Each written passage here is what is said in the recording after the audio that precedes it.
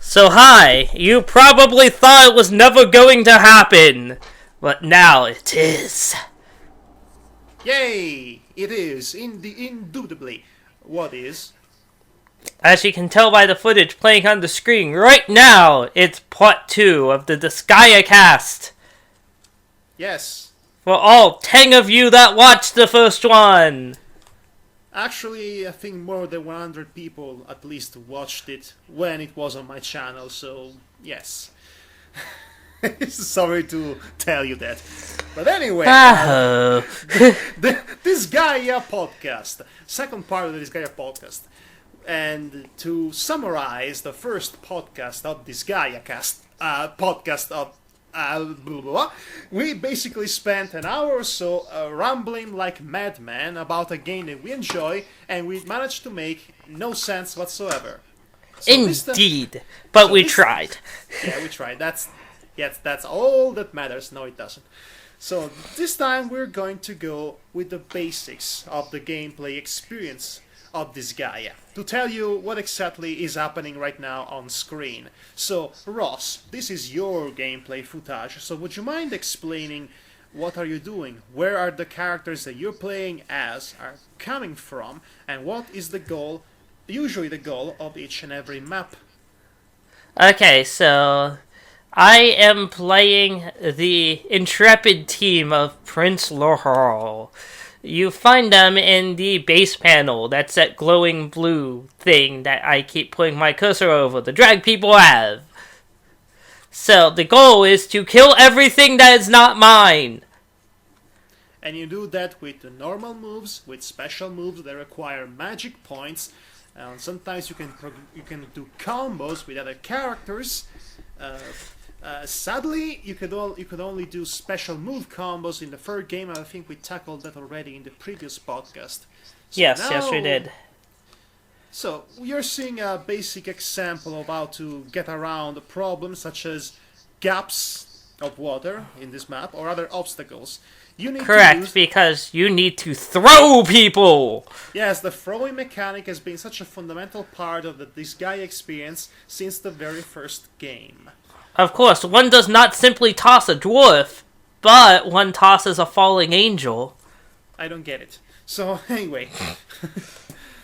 So now you can see Flonne is using healing magic to heal the only character that Faries bother to level up, because Faries is playing this game wrong, by the way. Well, I was playing it at the point where I didn't feel like grinding, so I was just trying to push through as much of the game as possible without stopping the grind. And that meant Laurel acting like a slasher flick. That is a problem, because when this is the kind of game in which you have to actually grind a bit, or a lot, to actually get through not only the story mode, but also all the little extras around it. Oh, I'm more than aware of that, but when I sat down... I am saying that to the audience, not to you, Ross. I know you know that. Okay. Jeez! Spoil my monologues, will you? Just Fuka. Be happy.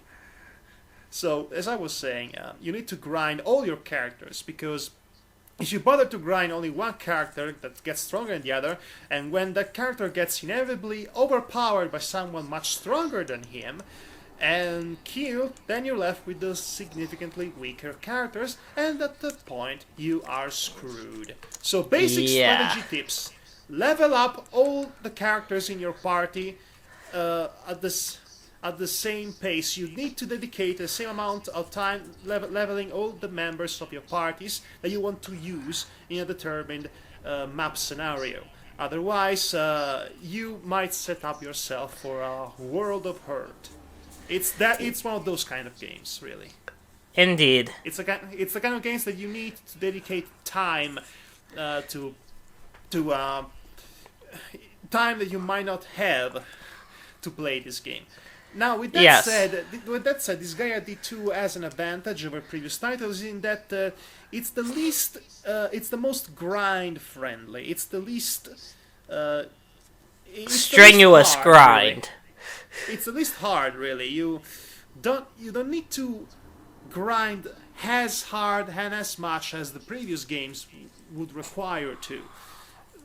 we kind of touched on that upon what you can do to improve your character stats in the previous podcast, so I won't go over that again.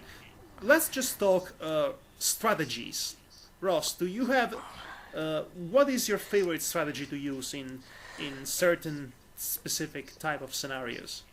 Well, sometimes in previous Disgaea games, I should say, the ones I was actually trying to do my best at, I would usually focus on range above all else. I would essentially make characters with high movement and long attack ranges, and basically kite the characters to death throughout the map.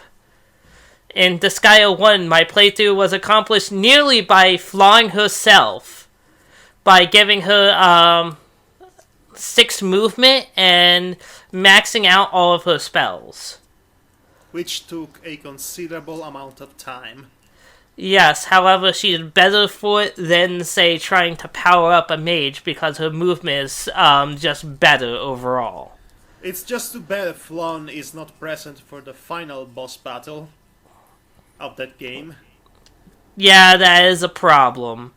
Yes. But it worked wonders for the extra content. That's good to know. Me personally, Whenever I have a problem with a superpowered character about to have a bad guy, especially if there's only one super powerful bad guy left on the map, you see there's a little AI quirk in Disgaea. The enemies will always beeline to the lowest level character on the map. I did not know that. I did not know that, actually. That's an interesting thing to know. So, what you do is you take out a chunk from your base panel, so you make, say, Ball chew on that one for a turn, to give your other character to get some space. That seems like a basic strategy that I also subconsciously ended up using when fighting the final boss of the first game. Which, I believe, of all the final bosses of the story mode of any of the Disgaea games, that was the harder. It also was one of the more impressive ones, too. I mean, just from a thematic sense.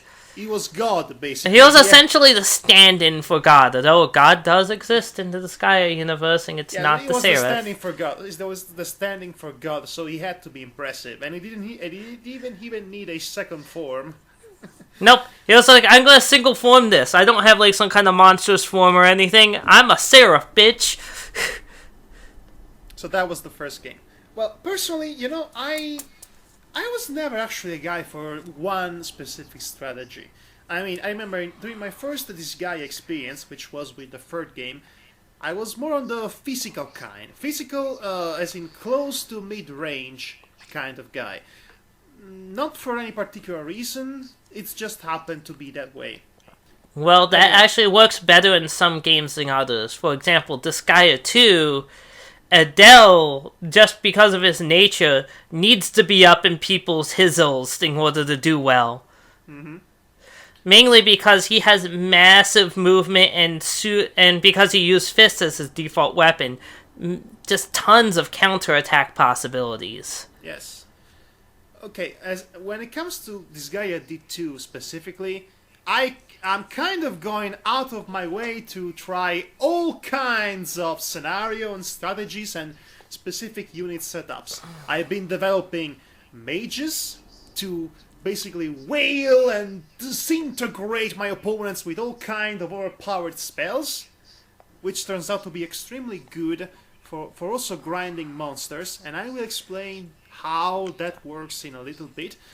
But then there is also my steel. But then at the end of the day, my personal favorite unit is the cat girl, the Nekomata, and Of course. And I have been developing her like you wouldn't have any idea. You keep her locked in your basement and only have her do sit-ups all day. Well, I keep reincarnating her I keep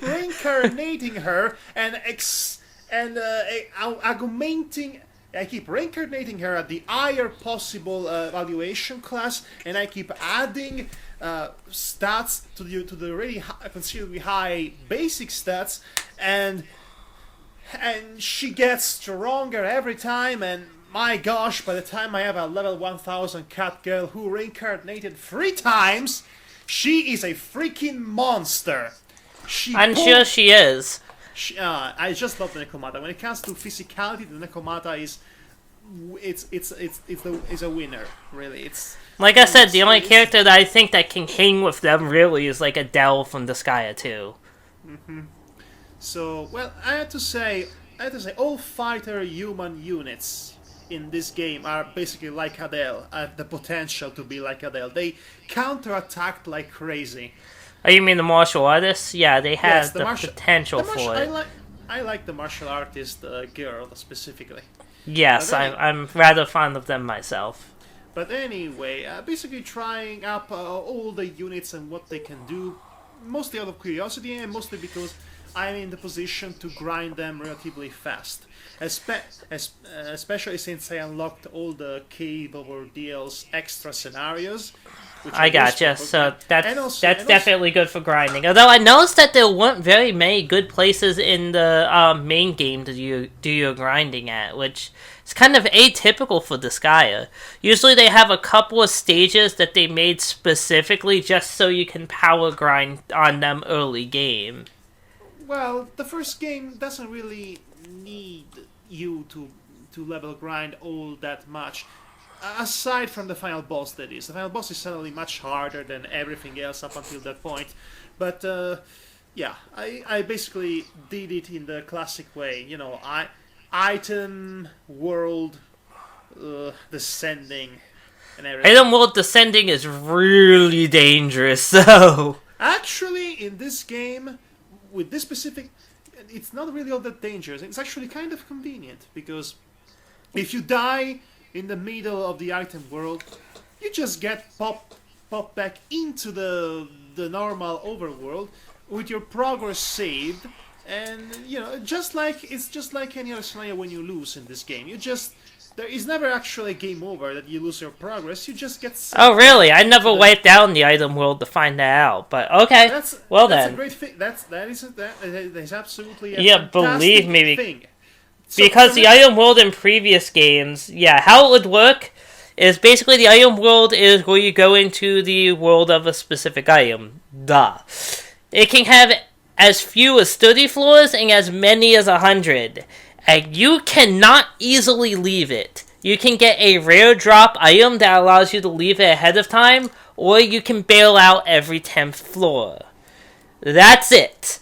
So this basically means that if you are caught without that item, and considering all these maps are completely random, things can go bad very fast. If you get a couple clone panels on that stage, suddenly it becomes a zoo, and you may not have the power to get out of there alive. Plus, in certain games like Disgaea 4, you will also be randomly attacked by pirates. And those pirates can be significantly more powerful than the regular enemies of the stage. So if you can't get the hell out of there fast, you're pretty much dead. Yes, the pirates are appearing in this game too, but like I said, the item world is much more manageable. You can do it for the fun. You don't need to do it for unlocking extras such as the color changing option for your customization of the characters, because you already had that to begin with. So basically, the other world is just there for making the item more powerful, the item you're going into it, obviously, and for grinding purposes. So sometimes some rare item and all that, but really, it's more of a diversion than a necessity in this time. Thank goodness. Which is good. It's really good. In fact, I haven't gotten into the item world in a long time, and this guy did too, and it still managed to work out just fine. And I'll tell you why, because I found a very cool way, a very interesting way, and this is a Madhog pro tip, by the way, Madhog pro tip, to grind your monster type units specifically. Alright, so let us suppose you have a reasonably high level mage unit that you've been developed in a long time. It can cast powerful spells, to kill enemies in an instant, basically.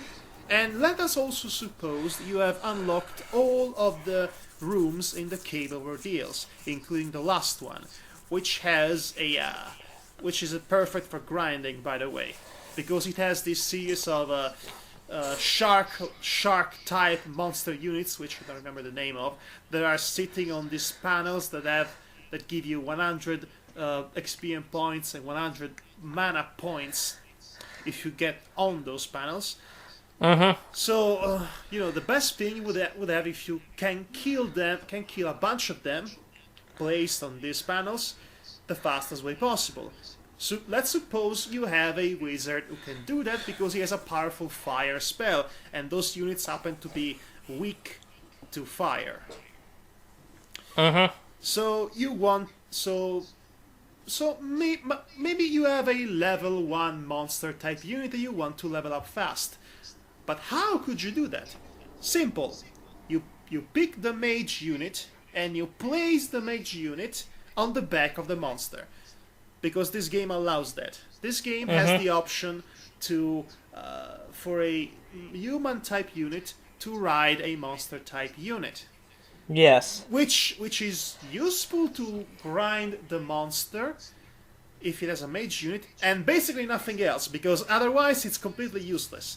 I mean, I'm sorry to say this, but the whole point of riding a monster should have been to double the strength of the monster and the rider of the monster double fold, like the fusion, the monster fusion in the previous game. But unfortunately, it does not. It ends up diminishing the strength of the rider of the monster to the monster level itself, and that's never good, unless you have a mage. If you have a powerful mage that can still cast his or her spells while riding the monster, all the enemies he or she will kill will be experience points for both him and the monster. Which means that if you have a level 800 mage, fire mage, that can kill all those powerful level 400-ish monsters that are vulnerable to fire, while riding a level 1 monster, that monster will jump into 100, 200, 150 levels in an instant. So that was a Madhog pro tip, by the way. That's a useful way to use the mechanic of the riding of the monsters in this game. It's not useful for anything else. On the plus side, though, unlike with the fusions and things that you're or magic chains, as you were talking about in previous games, you do not have a time limit on them, and you do not lose the use of characters afterwards. Oh yes, that was I'd say that was a fair trade-off, considering how much more powerful your unit gets by that, and it was more meant as a last resort. Maybe you had this one stage to beat and nothing else. If you're inside the item world, that it's really not convenient to do so. But yes. But I really like the monster fusion mechanic of the Disgaea 4 game. If only because I could have a Nekomata that's a giant Nekomata that towers over everyone else. That was so cool. You are just obsessed with the Nekomata. I know. The Nekomata is the best unit. What can I say? It's really, to me, it has been really a good unit. Nekomata is best girl. I know, Madhog. I know. Oh, shut up, you succubus girl. You're obsessed with succubi. You're one. Succubi are nice, but I don't exactly have a team of succubi. Okay, I only have one Nekomata in my team. I like variety, Actually, I don't really use monstrous units very much in the Disgaea games. This is something, it's something that kind of stuck with me since I originally played Disgaea 1, where monstrous units were freaking worthless. Not And so- I just had this kind of, racism against them now. For lack of a better way to put it. Well, actually, to be honest, they've been improved upon over the years. In I fact, know, I know they have been. You don't need to tell me. I understand that. But the only monstrous units I ended up using were the hero characters that were also monsters, Okay. like Desco, for example. Yes, Desco, the lovely little Yogg-Sothoth, the lovely little Yogg-Sothoth Lolita. Yes. Oh man. But anyway, now I think I kind of prefer monster type units because they are much easier to grind for a variety of reasons. One of which being the little gameplay exploitation that I just explained. Yes. Also, in the previous game in 4, you could use them to your advantage to actually grind a human type monster with the system of the turning them into weapons. The magic change, yes. Which was introduced in the third game. Because after Disgaea 2, they intentionally were like, oh, monsters suck. We need to make these decent. So, are you eating something, by the way? Peeps. Jeez. Oh, professionalism, everyone. I'm eating peeps, okay? Shh. And you're even proud of it. Mm-hmm. So, as I was My saying... girlfriend brought me these peeps. Oh yes, your girlfriend who's allegedly from Channel Awesome, apparently. Well, she does some moderation work for Channel Awesome, so... Well, hopefully that will hopefully that will be good for the both of us. Cut this part from the podcast. So anyway... Who said I'm editing this? Yes, because I am doing the other thing, so you're doing this. It's only fair. Meow. You know, sharing of the workload and all that. You made me derail from the podcast. What was I saying? Something Because it's entertaining. Peeps. So a little thing that the fourth game had about the magic Was weapon. Desco. About the magic weapon mechanic is that at some point, Desco is a magic weapon. yes, at some point, if you manage to unlock the option by going through the item world, which was very, very annoying, if you And then to, spending a shitload of mana on it. Oh my god. if you manage to unlock the option, as I was saying, you could have the option to have a double monster weapon wielding ability, which means you could wield two monsters at the same time as weapons. And you could go a step further and wield giant monsters as weapons. Two giantly fused monsters as giant weapons. You could do that in the fourth game. That was unbelievable. That was great. That was great. Oh yeah, it was. Except for the fact that the opponents would have no time duration on that bullshit. Yes. So what would happen is you would spawn into a map. Say you're fighting Laharl. Laharl's like, hey looks, I just fused up two giant dragons on my arms. Yes. And you're like, that's not fair, Laharl. And I have no time limit. They're going to last the entirety of the playthrough, not just 3 turns, like you, loser. That's that was a. I can see why they decided to remove it in Disgaea D2. Then again, Okay, I remember the Asagi battle being super tough because of it. That's because you'd like fuse 2 humongous guns, and you're like, I can't outrange that. yes, but a strategy that you taught me actually came into play to beat a particular boss. A strategy that requires a lot of sacrifice on your part, which is to, you know, when you pick up a unit being friendly or enemy to throw it somewhere. Mm-hmm. Yes, you pick that unity. You don't throw it. You wait a turn. It will kill you, but Mm-hmm. it will. But at least if the enemy is too powerful, it won't do any damage to your other units that you care about. So Correct. basically you're spending all your turns picking up the enemy with one sacrificable unit, and then basically having this unity lose its turn, and then having all your other better units wail on it until it dies, hopefully. That is definitely a strategy.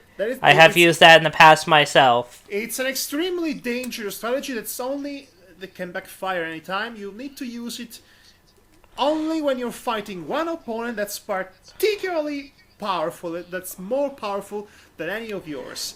Because because it's really one of those last resort Type of things. Yes. Exactly. Exactly. Yes. So. Anything else you wanted to discuss? Yeah, Brinis. Let's talk about Brinis. We haven't talked about Brinis. You mean the mascot character? Sure. Yes, Let's talk about it is Pretties. Should I review Pretties? Tell me that I should review Pretties or not. Let me know in the comments and stuff. Yes, because there's a game there are 2 Pretty PSP games I can review now if I really want to. If I really want to pull out my hair, that is. The little air that you have left. Oh, that was a low blow. That was a low blow. Oh, sorry. Well, about Pretties. Okay, so what to say about Pretties? The penguin demons. They explode. That are sinful souls of humans. And they explode when you throw them. Honestly, I never actually took any advantage of the throwing exploding penguin strategy because I found out it never does quite enough damage to emphasize the enemies, and it seems like a waste. I mean, why should I kill this unit when I could be level grinding it? Yeah. However, when they're nice enough to give you Pretties on a map, that turns into something completely different. Explain. Well, you see, Pretties tend to chain react with each other. Oh, I see where you're going with that. So basically, if you have a map of all Pretties and you get them all clustered together and you throw your little level 1 Pretty at all the rest of them, guess what's gonna happen? They all explode. And you win! Yes, but it's an hollow victory because you haven't grinded any of your characters. I'm that kind of player. I always go into a map with the mindset that I have to grind up this character more than these other ones, so I need to add this character doing the fatal blow to this other one, and I am basically all my strategies revolve on making this character stronger than the way before. Every single time. I have that kind of mindset when it comes to Disgaea. More than everything revolves around grinding. It's a vicious cycle, basically. And here's my thought process. I want to see the story. Well, there isn't much to the story of these games as it were. Actually, that was one of the most. That's the reason why I really stopped playing it, because the story wasn't engaging enough for me to really want to invest the time in grinding to get through it. I mean, it's weird because I really, really was waiting for this game just because I wanted to see the original cast reunited and doing shit again, and it's great for that, but there's no meat here. There is no meat.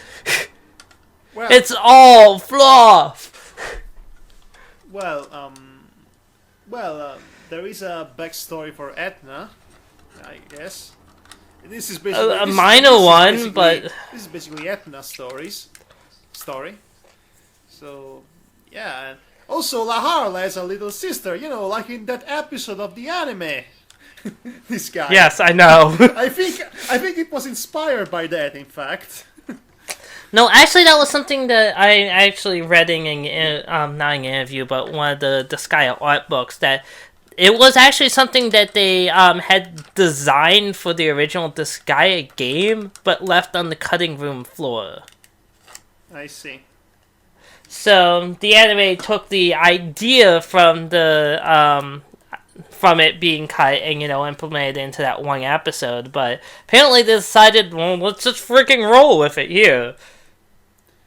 Well, I didn't dislike the idea of him having a little sister. I actually quite liked that episode in the Disgaea anime. Yes. I was sad that she turned out to be a complete hoax, but... Of course. That's Actually, I rather enjoyed the Disgaea anime in general. I am still waiting for a Disgaea game that will actually feature the Prinnies revolting and building a giant robots to kill the main characters. That would be perfect. I mean, why hasn't that happened in the games yet? Actually, that's a good thing to tell our viewers. If the games look intimidating as all hell and you're like, oh no, then give the Disgaea anime a watch. It's cheap in the US now, actually. Funimation put it on the save line, I believe, so you can get the DVDs for under $30. That's good. Which for anime DVDs are cheap. I would play this Disgaea game in which you star as a Prinny guiding a revolt against its demon overlord, because they are basically slaves. They are slaves. That's not cool. I get that they are the souls of the once living humans. They're supposed to pay their dues by doing slavery work, but slavery is still slavery, so I would love to see a story arc in which they revolt against their evil Caucasian masters. Oh man. Yes, and this guy are trying to tackle such as a serious issue such as slavery and racism with using Prinnies. That would go so I don't know. Because we saw what happened when they tried to have a big talk with us about the horrors of war and whatnot in Disgaea 4. Yes, and how fucking ungodly pretentious that guy. Ross, I was being sarcastic in case it wasn't clear. It was not clear. I thought it was obvious that I was being sarcastic. Because the right actor to say it like this? Jeez. Apparently. So I would love to see this guy tackling such a complex topic like slavery and racism, because they would do such a great job at it. They already kind of do tackle racism. Yeah, okay, but in the context of slavery? Not in the context of slavery, but they tackle racism in general. Yeah, they tackle it too much, actually. Yeah, that's kind of one of the central motives, honestly. Yes. Because all demons aren't bad, and all angels aren't good. And humans kind of scumbags in the middle, usually. Yeah, people are complicated, yada, yada, yada. There is only so many times you can say the same things before it gets old. Yeah. That was a complete waste in Disgaea. What is it? 4, really. Disgaea 4 is what really drug it down. Well, the problem is that, I always say, the problem with Disgaea 4 is that the first half of it was great, I think, was pretty well handled, but then everything else came to it, and it basically became as over the top as Gurren Lagann, and as pretentious as, say, Gurren Lagann. Really? You're using the word pretentious for Gurren Lagann? Well, it was basically... Gurren Lagann is a lot of things. I wouldn't use the word pretentious for it. This way. It was basically 27 episodes of a penis joke, and they tried to sell it like this great story of humanity overcoming odds, and it wasn't. It just wasn't. It was a stupid robot show. That's what it comes down to. It was a stupid show in which they go into space to fight God. Yeah, so it's hey, there's a Disgaea forecast fights God too. What do you want? Well, yes, but the story was much better handled, and it wasn't 27 episodes of a penis joke. I have a drill that shall pierce through the heavens. My penis will win the war because I have a penis that do penis stuff. It's a penis. Okay, seriously, if this is going to devolve into penis thing, I'm stopping the podcast. Yes, well, okay. Yeah, I Because think. honestly, I should get going fairly soon. I So go, let's try to get some cohesion here. So why? Okay, why did we start talking about Gurren Lagann? Oh right, Disgaea 4. Disgaea 4 was basically Gurren Lagann, the final part of it. Yeah. It was just about as nonsensical, really, with an added Yeah, pretension. when they were like, "Hi, there's aliens here too," and we're just like, "Why was this needed?" Yes, of all things. But really, the story of Disgaea 4 should have been the story of the Disgaea 4 DLC that we tackled upon in the previous podcast. I'm still Yes. convinced the story in that DLC was so much superior than the whatever narrative the Disgaea games can offer nowadays in general. It should have been its own game. Yeah. Yeah.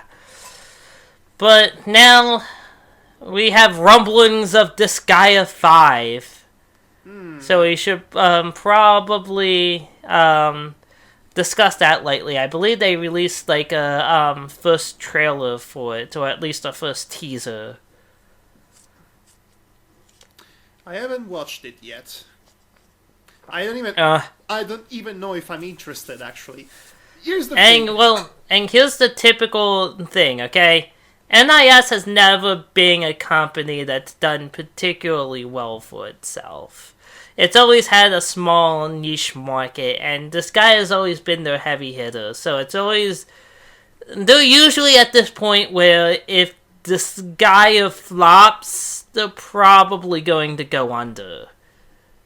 Well, that's sad. And they were in that situation with Disgaea 4, and it looks like they're there again. So it's one of those things that if we don't support Disgaea 5, NAS is probably going to go bankrupt and get bought out by someone else. Oh. You mean like Square and Enix?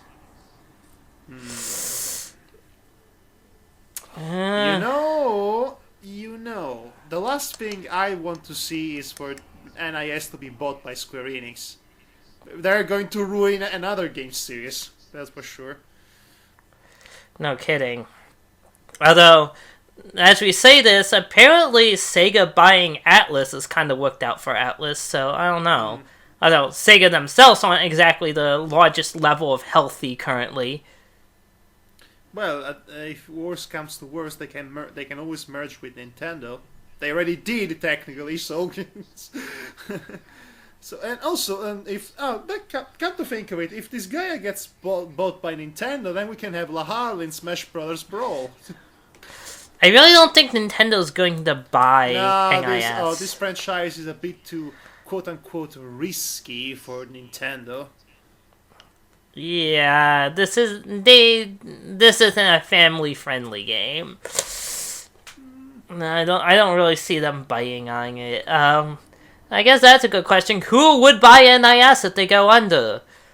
I'm guessing if it was cheap enough, maybe Sega.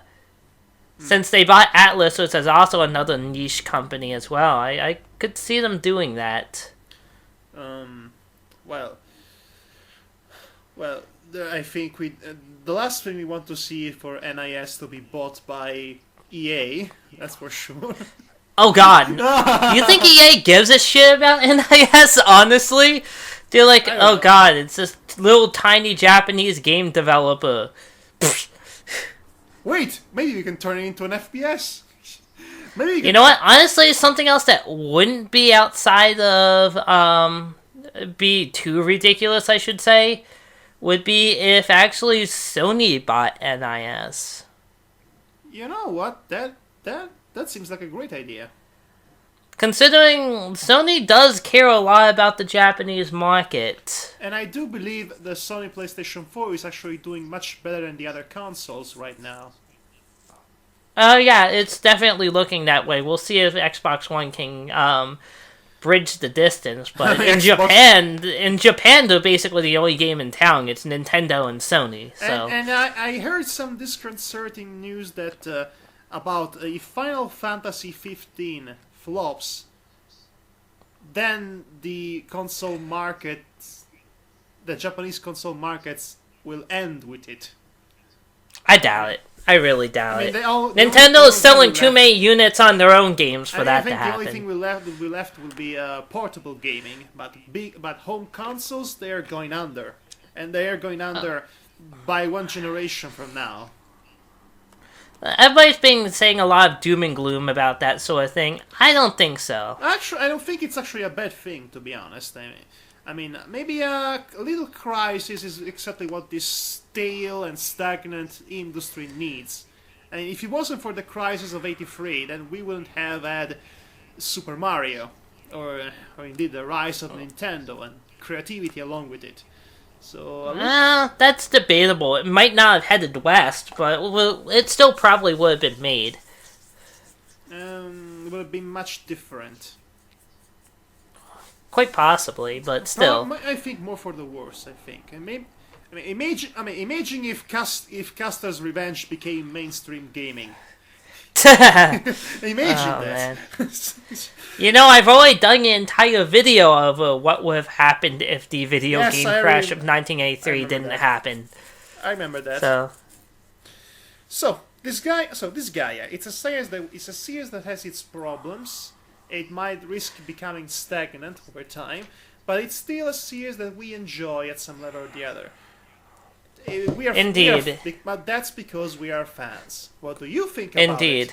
Leave a comment and like and subscribe and leave comments if you like it. Leave comments if you don't. And leave comments in general and like and subscribe and tell us that you want to hear more of this podcast. We might as well do one if and when Disgaea 5 comes out and we want to talk about it. Well, I think next time we did it, we could discuss the trailer and whatnot. I mean, if you guys wanted us to do that. I'm also really stoked for Persona 5 coming out soon, so that's something I'm also big on. But sadly, Madhog being an old worlder, I should say. An overworlder. I am an overlander from Sonic the Hedgehog.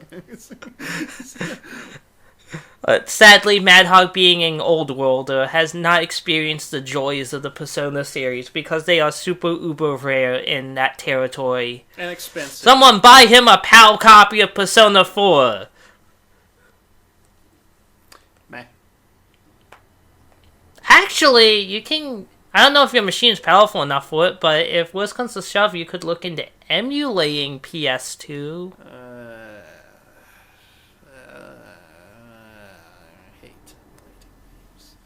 He doesn't seem thrilled by this idea. He doesn't seem so. You know, I am still trying to beat La Pucielle Tactics. Speaking of old Disgaea games, I am at the final boss battle, but there is a catch. To get to the final boss battle, you have to go through a series of stages, interconnected with each other, without possibility of saving.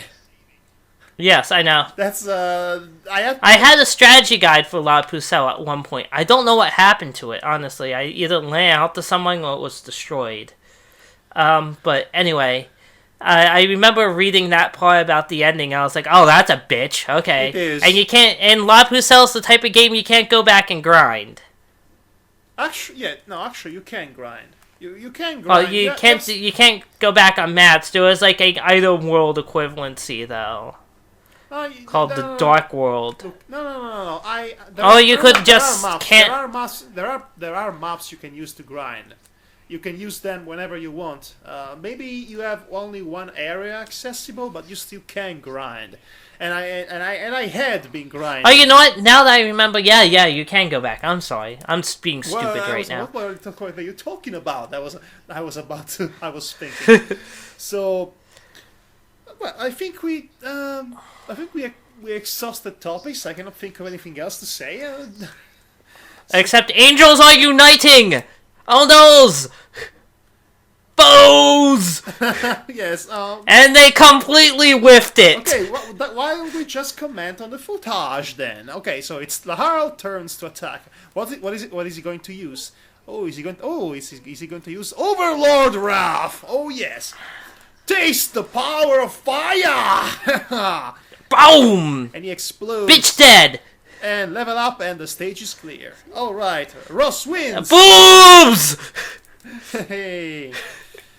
All right. All right. So with that, I think it's about time to end this before the spoilers. Indeed. All right. So All thank you right. for joining. Like, subscribe. Let us know if you want to see more of this, Indeed. etc., etc. We'll do more if we have time and the will to do so. And the motivation that you can give to us by liking and subscribing and all that. So this is been the Disgaea podcast. I just noticed the Seraph is back. The final boss from the first game. Hi there, Seraph. Hi. Thank God we didn't kill you and stuff. Yes, unlike one of the endings in that game. Hmm. Also, I'm glad he's not a boss in this game. Right? Yeah. Right. So anyway. All right. Thanks for watching, and go check out some of my other videos. I do other videos too, and so does Madhog. So look at his channel too. Bye. Yes. Goodbye, everyone. The power of fire compels you.